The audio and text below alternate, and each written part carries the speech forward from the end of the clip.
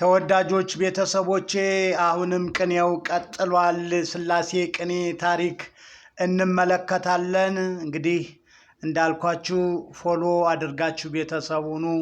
ሼር፣ ላይክ፣ ኮፒ ሊንክ እያደረጋችሁ ደግሞ ለሌሎች አዳርሱልኝ፣ ይድረስ ለሌሎችም ማለት ነው።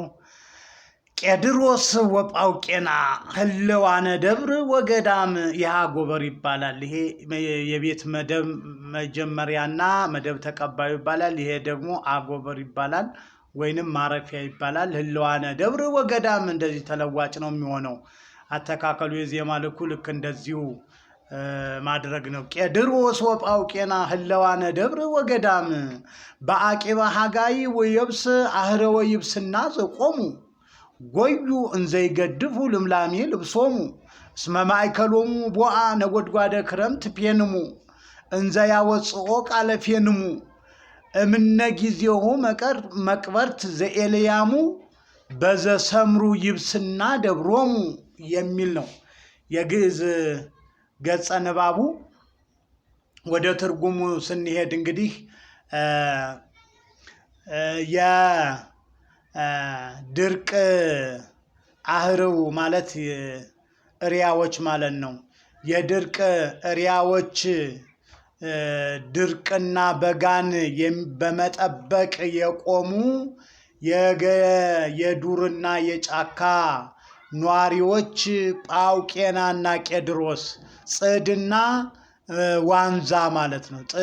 ጽድና ዋንዛ የገዳምና የደብር ኗሪዎች፣ የጫካና የደብር ኗሪዎች፣ የተራራ ኗሪዎች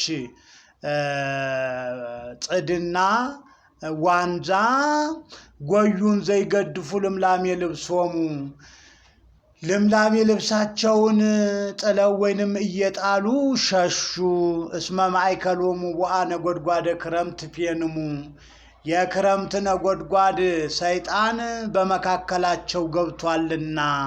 እንዘ ያወፅኦ ቃለ ፌንሙ እምነ ጊዜው መቅበርት ዘኤልያሙ በዘሰምሩ ይብስና ደብሮሙ በወደዱት ተራራ በወደዱት ደረቅ ወይንም ድርቅ ጫካቸው ማደሪያ ከማደሪያው መቅበርት ጊዜው የመንፈስ ቅዱስ ቃል ኢየሱስ ክርስቶስ ሲያወጣው በመካከላቸው ገብቷልና ነው። አሁን ይሄ በአዲስ ኪዳን የተፈጸመ ታሪክ ነው። በማርቆስ ወንጌል ምዕራፍ 5 በሉቃስ ወንጌል ምዕራፍ 8 ላይ ተመዝግቦ የሚገኝ ክብር ይግባውና ኢየሱስ ክርስቶስ ወደ ጌርጌሴኖን ባህር ተሻግሮ ሄደ። በዛም ደግሞ በመቃብር ውስጥ የሚቀመጡ ሰዎች ላይ ያደረ ክፉ መንፈስ ሰይጣን ነበረ ይላል። በገሰጸውም ጊዜ ወደ እሪያዎች እንዲሄድ ለመነው። ወደዛ ሲሄድ ግን የእሪያ ጠባቂ የነበሩት እረኞች ደነገጡ፣ ፈሩ፣ በጣም ተሸበሩ። ማለት እነ ሰይጣን ወደ እሪያዎቹ ወደ የሚጠብቋቸው እሪያዎች ሲገባ እነሱ ደንግጠው ልብሳቸውን ጥለው ሸሹ ይላል ለጊዜው። በኋላ ግን ምነው አንተ ሰው አታስፈልገንም እያሉ ኢየሱስ ክርስቶስን ከሀገራቸው እንዲወጣላቸው ለመኑት ነው የሚለው። ሌሎች ሰዎችም ይህንን ድርጊት የሰሙ ሁሉ ውጣልን፣ አታስፈልገንም፣ እኛ አንፈልግም እያሉ ለመኑት ነው የሚለው። እንግዲህ ምንድን ነው ሰይጣን ወደ እሪያዎቹ ሲገባ እረኞቹ ደንግጠው ልብሳቸውን እንደጣሉ ያስገነዝበናል። ይሄ ለሰሙ ነው። ለወርቁ ምንድን ነው ከተባለ ደግሞ ጽድና ዋንዛ ክረምቱ ሲገባ ልምላሜያቸውን ጣሉ። ለምን ቢባል የክረምቱ ነጎድጓድ መጥቶባቸዋልና ወይንም ገብቶባቸዋልና። ቃለ ፌንሙ የሚለው የመንፈስ ቅዱስ ቃል እንግዲህ ኢየሱስ ክርስቶስ ነው። ኢየሱስ ክርስቶስ ሲያወጣው ዝናቡንም የሚያዝዘው እሱ ነው። ያንንም መንፈስ ርኩሱን የሚያዘዘው እሱ ነው። ስለዚህ ባወጣው ጊዜ ማለት ነው።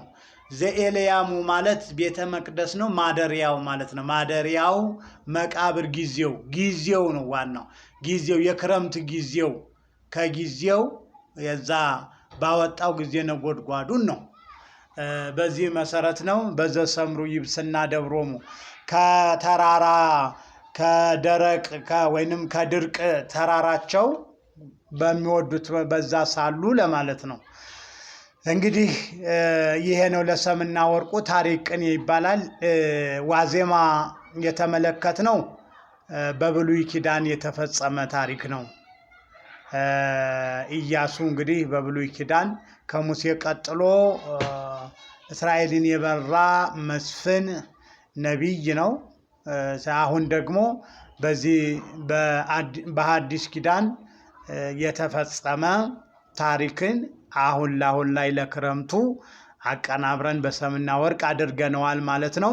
ወደ ሙያው ስንሄድ እንግዲህ ቄድሮስ ጳውቄና በወተጫፍረው ህለዋን ምሳሌዎች ህለዋን ሰሞች ጳውቄና ቄድሮስ ወርቆች ተመስለው የጎዩ ባለቤቶች ናቸው። ተመልከቱ፣ ሙያው የጎዩ ባለቤቶች ናቸው። ገዳም ወደብር በወተጫፍሮ የህልዋን ዘርፍ እንግዲህ እነሱም የሚኖሩት እነዚህ የሚኖሩት በጫካ ወይንም በተራራ ላይ ነው። ዋንዛና ጽድ ማለት ነው።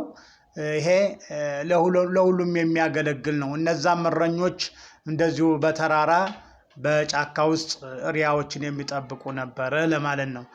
በአገባብ ፍቹ በቆንቀሪ ሙያው ማድረጊያ አቂብ የማድረጊያ ባለቤት ሃጋይ ወየብስ ሃጋይ የብስ በወተጫፍረው አህርው ምሳሌዎች አህርው ሰሞች የብስ ሃጋይ ወርቆች ተመስለው የአቂበ ዘርፎች ይሆናሉ።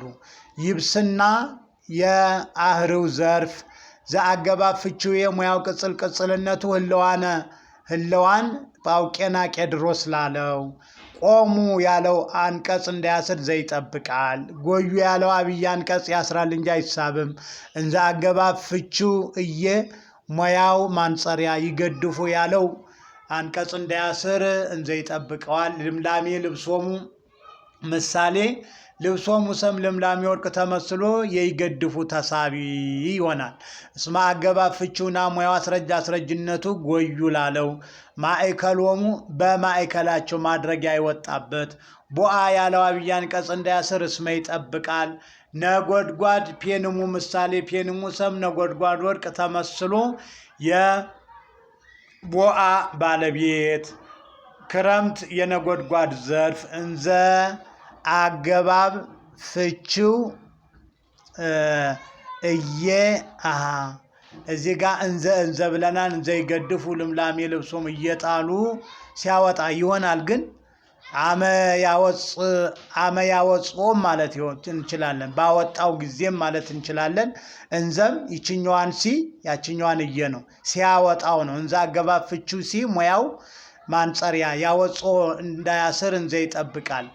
ቃል የያወጾ ባለቤት ፌንሙ የቃል ዘርፍ ይሆናል ማለት ነው። እና አገባብ ፍቺው ከሙያው መነሻ ጊዜው መቅበርት ምሳሌ መቅበርት ሰም ጊዜው ወርቅ ተመስሎ የመነሻ ባለቤት ዘርፍ አያያዥነቱ መቅበርተ ኤልያሙ የሚያሰኝ ኤልያሙ የመቅበርት ዘርፍ ይሆናል ማለት ነው። በአገባብ ፍቺው በቆንቀሪ ሙያው ማድረጊያ አገባብ ፍቺው የሙያው ቅጽልነቱ ይብስና ደብሮሙ ላለው ይሳምሩ እንዳያስር ዘይጠብቃል። ይብስና ደብሮሙ ምሳሌ ደብሮሙ ሰም ይብስና ወርቅ ተመስሎ የማድረጊያ ባለቤት በማለት ይሰጣል። ይችን ጊዜ ያወጽኦም ማለት እንችላለን። ጊዜ ያወጽኦም ማለት እንችላለን።